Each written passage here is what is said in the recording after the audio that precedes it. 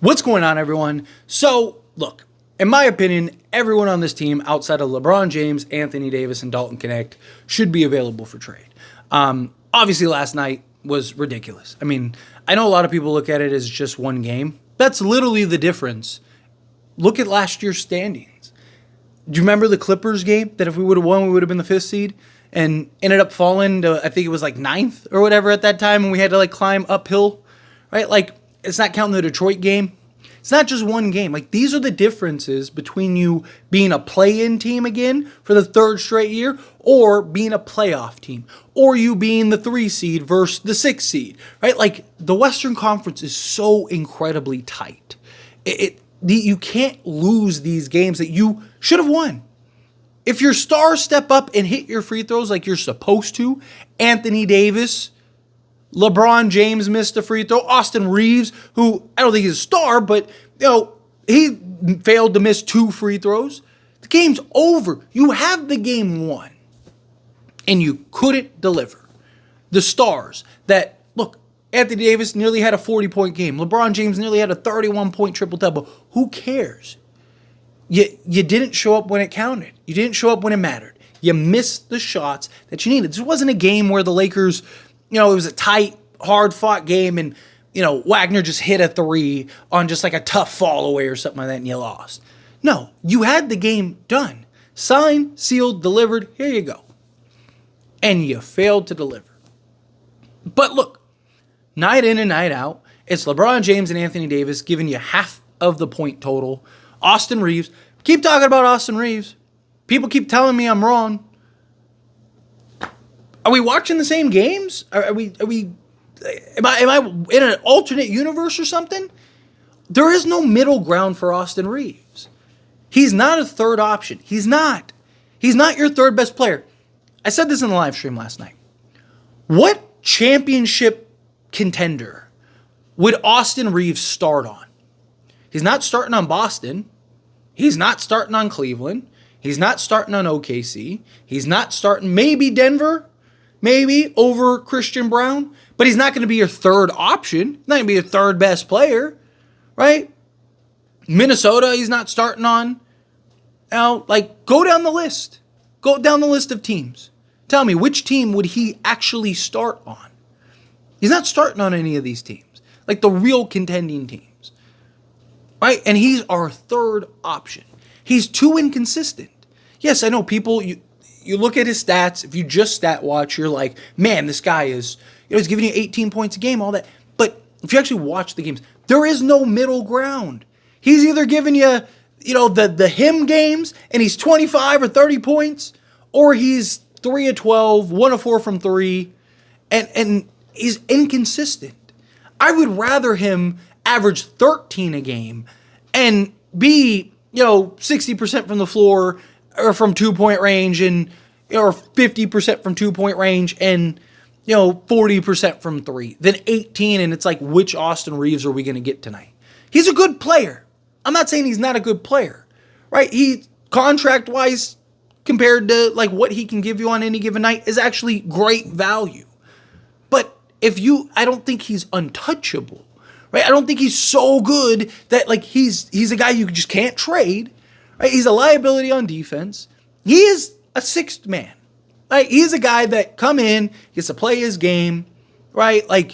Operate. If he has a bad night, no big deal, because he's not one of the main 5 guys. If he has a good night, he's that. Right? People talk about Tyler, why do you want Zach LaVine so bad? Why do you want Zach LaVine so bad? Because then Austin Reaves doesn't have to be our third player. He can be our 4th. And Austin Reaves as your 4th player, I think you're fine. I think you get it very good, right? Because now I think Austin Reaves, right, on the good nights, you're winning all those games, right? On the okay nights, you're probably winning most of them. On the bad nights, you're still good enough to win because Zach LaVine as your 3rd option, even on a bad night, is going to give you a 15, right? Again, I like Austin Reaves, but as our 3rd best player, it's just not there. I'm not saying you have to trade Reaves. I'm not saying you just trade Reaves for a bag of chips. Right? I don't think you trade any of these guys. D'Lo, as bad as he's been, Gabe Vincent, any of these guys. You got to get value. You got to get something. Right? You need to get upgrades. You could always get worse. Right? But the Lakers need trades. And I've maintained this even through this 6-game win streak and all that. That like, hey, people, why break or why fix what ain't broke? It's broke, right? I mean, even the 6-game stretch. I've talked about. You keep playing with fire long enough, eventually you're gonna get burnt. We're playing a bunch of teams that were missing their stars and missing a bunch of guys. And yes, we're missing guys too. But we still had our stars, right? We still had our main role guys. At least the top 5 or 6 guys, right? And we were squeaking by game after game after game after game. Eventually, that stove gets hot, and eventually you touch it and it burns you. You keep playing that game, eventually, boom, it got me, right? And that's what happened. This is a game where they got him.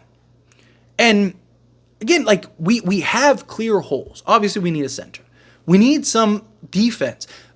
The Orlando Magic is the worst 3-point shooting team in the NBA this year.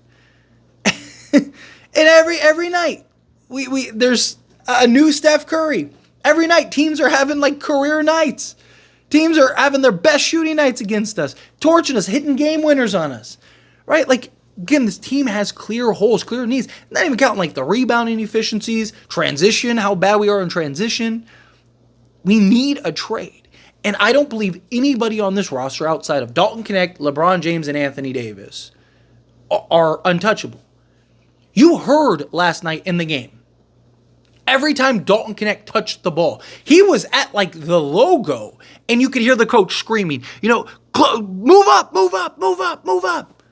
They're not doing that for Austin Reaves. You don't hear a coach screaming, move up for Austin Reaves. You don't hear that for D'Angelo Russell. You don't even hear that for LeBron, right? Like, Dalton Knecht is doing that. And look, he's a rookie, right? Dalton Knecht's gonna have his good games, he's gonna have his bad games, right? He's gonna have a stinker here and there. It's fine. But what he provides, no one else on this team provides. He literally is taking players out of possessions, out of plays. Teams literally have guys glued to him. He can't even get open because every time they're just switching on, doing everything. They're more worried about him than anybody else, not named LeBron James and Anthony Davis. Right? Like, those are the 3 guys. Those are your main 3 guys that, if you want to, untouchable. I think there's really only like 3 guys in the league that are really untouchable. But, as far as like Lakers standards go, like Lakers guys, right? LeBron James, Anthony Davis, Dalton Knecht should be the only guys on this roster that you shouldn't even consider trading unless it's for something crazy, right?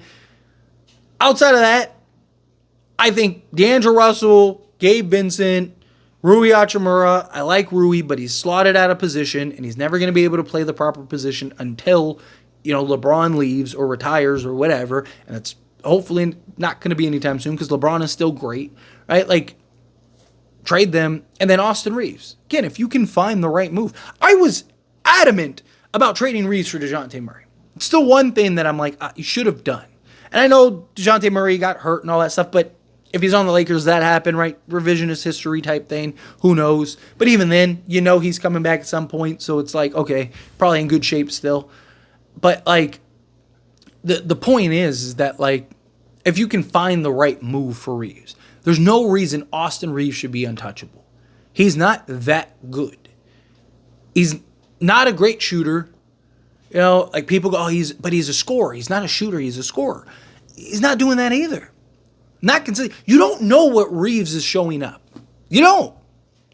You don't know if you're getting 25-point Austin Reaves tonight or you're getting game 5 of 9-point Austin Reaves. You don't. D'Angelo Russell is basically non-existent at this point. Got to get off of him. I mean, it's just him and Gabe Vincent are. Gabe Vincent is statistically the worst player in the NBA right now. It's crazy, right? Like, again, get rid of them all. Rui, I like him. I do. I really would love to keep Rui. But, again, like, if you can get a legit 3-and-D guy, if you can get a Cam Johnson or something, I'd rather have that. Because he's more mobile, he's more versatile, gives you what you need out on the perimeter, right? Gives you the same, 3-point shooting. I know he's a little lower than usual, but he's still 38% from three. On a bad season, he's 38%, or what's considered a bad season, 38% from three. But he's usually like around 40%. On this team with LeBron and AD, he's probably 40%, right? Like, give me a starting five of like, like Dennis Schroeder, like do the Nets trade. Dennis Schroeder, Dalton Knecht, Cam Johnson, LeBron James, and Anthony Davis. I think that competes with anybody. You got defense, you got point of attack, you got athleticism, especially if Dennis Schroeder can play like he's been playing with the Brooklyn Nets, right?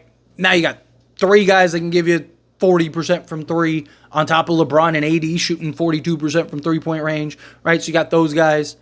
And then if you can get like a Dorian Finney-Smith and have him off the bench, and then like Day'Ron Sharpe, right? Boom. Now you have bench guys, right? You have everything. You have everything you need. You got multiple 3-and-D wings, right? Now I think the Lakers are a contender. Now I think the Lakers are in real shape. Trade whatever you got. Get both first. Want a pick swap? Sure. If we can get Cam Johnson, Dorian Finney-Smith, Dennis Schroeder, and Day'Ron Sharpe, sure. You want 2 firsts? You want both pick swaps? Sure. Here you go. They're yours. Right? Because at that point, now I think you're a contender. I mean, think about it. Right? Like, you could technically get all 4 of those guys and not give up Austin Reaves. And if that's the case, I would move Austin Reaves to the bench and have him be the 6th man, right? And then you have like Reaves, Dorian Finney-Smith, Day'Ron Sharpe, Christian Wood, and Cam Reddish. Sounds pretty good to me, right? And then your starting 5, like I mentioned, is like Dennis Schroeder, Dalton Knecht, Cam Johnson, LeBron James, and Anthony Davis. That now I think is a legit contending team. Now I think you're one of the best teams in the NBA. So to me, if I'm the Lakers, if I'm Rob Pelinka, Sean Marks is on the phone. Me and him I'm not getting off the phone until we work something out. Because it's crazy. This game, again, it's not just one game. What about the Detroit game? There's 2. We've had 2 games now in 15 that we should have won, and you blew it, right? Okay, so if that happens every 15 games, now you're talking it's going to happen 12 times, right? Like something like that, right? Like it's just like, that. Again, that's the difference between missing the play-in and being a playoff team. You can't blow games that you're supposed to win. It's not, Orlando didn't steal this game. You gave it to them. That's the difference. You steal a game, they steal a game. It happens, right? Over the course of a 2-game season. You're going to have variance, right? Things happen. But that was not what this was. This wasn't Orlando stole the game. No, this was you failed to do what you're supposed to do, and our stars failed to do what they were supposed to do. It's infuriating. But anyway, as always, this is a discussion, and I pass the question on you. Let me know your thoughts and opinions down in the comments below. What do you think? How do you feel? What are your thoughts? Do you agree with me? Do you disagree with me? You kind of mixed in the middle. However you feel, whatever your thoughts are, I love to hear it. So let me know down in the comments below. That being said, if you haven't liked this video, hit that like button. Helps me a lot. So we enjoy these types of videos, and I truly appreciate it. Not subscribe channel, hit that subscribe button. Turn on the bell notifications. Appreciate y'all. See you in the next one. Thank you.